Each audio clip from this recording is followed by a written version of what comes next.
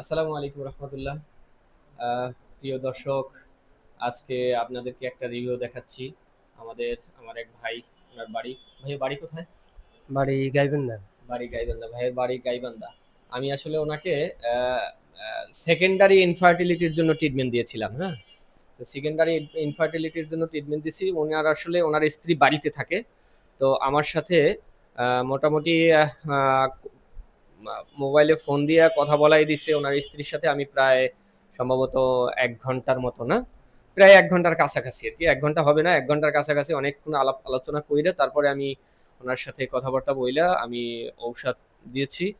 আলহামদুলিল্লাহ ওনারা হোমিওপ্যাথির উপরে আহ, আল্লাহর উপরে ভরসা করে হোমিওপ্যাথিকে বিশ্বাস করে ওরা ঔষধ সেবন করছে এবং আলহামদুলিল্লাহ ওনাদের বেবি কনসিভ করছে। এখন সম্ভবত একটা ছেলে হয়েছে, না? ছেলে হচ্ছে। ছেলে হয়েছে। প্রথমটা কি? জি, প্রথমটা মেয়ে। প্রথমটা মেয়ে। তারপরে জি, কতদিন গ্যাপ ছিল? এই প্রায় 3-4 বছর গ্যাপ ছিল। 3-4 বছর গ্যাপ ছিল। প্রথমটা হওয়ার পরে 3-4 বছর গ্যাপ ছিল, হুম। না আরো বেশি? প্রথমটার বয়স কত? তা তো বেশি হবেই। বয়স হচ্ছে, বাচ্চার বয়স কত প্রথম? বাচ্চার বয়স 7। 7। জি। 7 বছর তো। এরপরে আর বেবি কনসিভ করছিল না। তো আলহামদুলিল্লাহ ঔষধ দিয়েছি।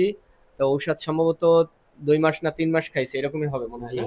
দুই হুম, তিন মাস সম্ভবত, 2-3 মাস বা একটু কম বেশি হইতে পারে জি। এরকমের। আলহামদুলিল্লাহ এখন এক ছেলে এক মেয়ে ওনার। জি। হ্যাঁ, যে আলহামদুলিল্লাহ আপনারাও চাইলে আপনারা ট্রিটমেন্ট নিতে পারেন। হ্যাঁ, আশেপাশে আপনাদের হোমিওপ্যাথি দেখে, আপনার আশেপাশে যারা আছে ভালো একজন হোমিওপ্যাথি দেখে ট্রিটমেন্ট নেবেন, ইনশাল্লাহ আপনারা সফল হবেন। আসসালামু আলাইকুম রহমতুল্লাহ।